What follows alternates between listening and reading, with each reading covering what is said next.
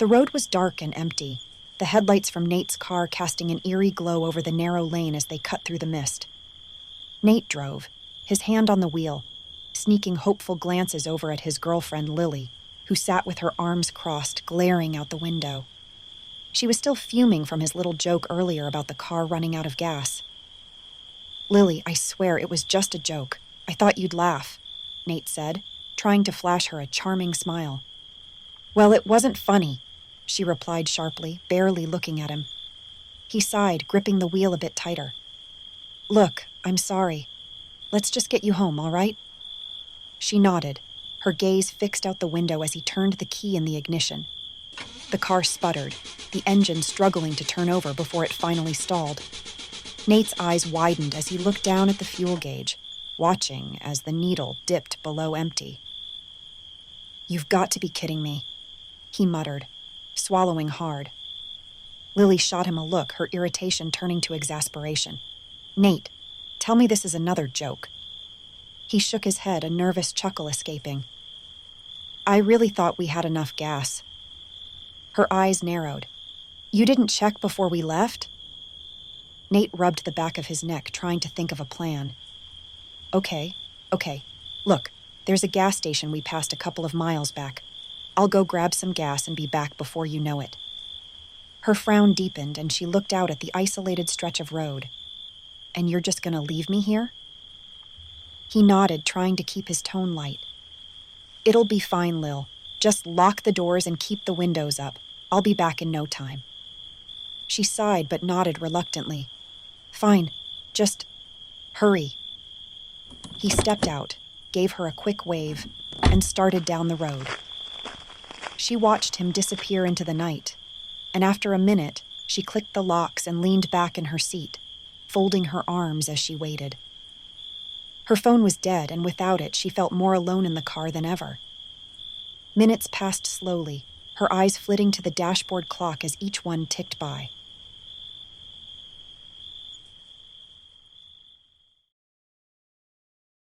About 20 minutes later, a soft scratching noise reached her ears, faint at first, barely noticeable over the rustling of the leaves outside. She brushed it off as a branch brushing against the car in the wind, but as the minutes dragged on, the noise continued, steady and relentless. She tried to ignore it, but as an hour passed and Nate still hadn't returned, her worry started to creep in. Nate was athletic. He should have made it to the gas station and back long before now. She tried to shake off the unease twisting her stomach, turning up the radio to drown out the scratching. But as time stretched past an hour and a half, the nagging feeling grew into full-fledged panic. She turned off the radio and strained her ears, listening for any sign of Nate. The scratching was louder now, more persistent, grating on her nerves with each scrape. She peered out the windows, her gaze scanning the trees, but saw nothing. The thought crept into her mind that maybe Nate was playing another prank, trying to get back at her for being mad earlier. She shook her head. No way. He wouldn't joke like this, especially when she was alone and scared. Finally, she decided she couldn't take it anymore. She'd get out just long enough to snap off that annoying branch, and then she'd be right back in the car. She opened the door cautiously, glancing around the dark road before stepping out. The first thing she saw was a red gas can lying on the ground near the front tire. Her heart skipped a beat. He'd made it back, but where was he? "Nate?" she called out, her voice trembling, barely more than a whisper. No answer. Then her eyes lifted upward, and her breath caught in her throat. Hanging upside down from a low branch above the car was Nate, his lifeless body swaying gently in the night breeze. His throat was slit, blood staining his shirt in a gruesome red streak. His arm hung low, fingers brushing against the roof of the car, dragging his fingernails across the metal in a slow, terrible rhythm that sent chills down her spine. Lily stumbled backward, a scream tearing from her throat as she turned and bolted down the road, feet pounding against the gravel as she ran through the night, branches whipping at her as the forest loomed on either side. She didn't stop running until she saw headlights in the distance. Frantically, she waved her arms, desperate to get the attention of the oncoming car. The driver, a middle-aged man in an old truck, slowed to a stop, his eyes widening as he saw the terror etched across her face. "Are you all right?"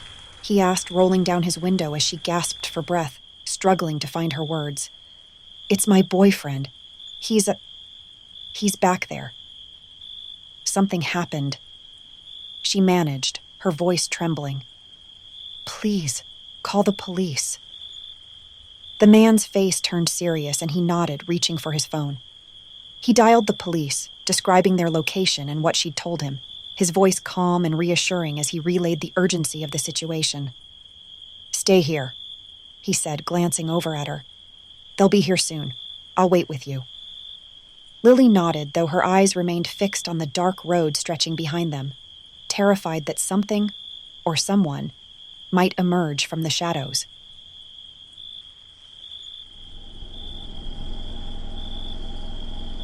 It wasn't long before the police arrived, red and blue lights flashing against the mist-covered trees. They spoke briefly with the man, who nodded toward Lily, and then 2 officers approached her, voices soft and steady as they asked her to lead them to where Nate's car was. She climbed into the back of the police cruiser, guiding them down the winding road toward Cypress Lane. Her heart hammered in her chest as they neared the spot, dread coiling in her stomach. She braced herself to see Nate again, to see his body dangling from the tree. But when they arrived, the road was empty. No car, no gas can, no sign of Nate. Lily's mouth went dry as she stared out the window in disbelief. "I swear, this is where we were. His car was right here." The officers exchanged a glance, then got out, searching the area with flashlights, combing through the underbrush, calling Nate's name. But there was nothing, only the thick silence of the forest, the night pressing down around them. One of the officers returned to her, his voice soft. "Miss, are you certain this is where it happened?" She nodded, tears spilling over as she struggled to make sense of it. "I saw him. He was hanging from the tree. Right there." The officers continued their search, but after a thorough sweep, they found nothing. Eventually, they escorted her back to town, assuring her they'd continue looking. But as days turned into weeks, no trace of Nate or his car was ever found. People began to whisper about the mystery of Cypress Lane, stories spreading of others who had vanished along that stretch of road, of the eerie scratching sounds heard by those who dared to venture there late at night. Some said it was haunted, that the spirits of the missing lingered, searching for the loved ones they'd left behind. Others claimed it was cursed, that once you turned onto Cypress Lane, you'd never find your way back. But Lily knew the truth. She could still hear that terrible scratching sound echoing in her memory, a dark reminder of the night she'd lost Nate forever, and the mystery that would haunt her for the rest of her life.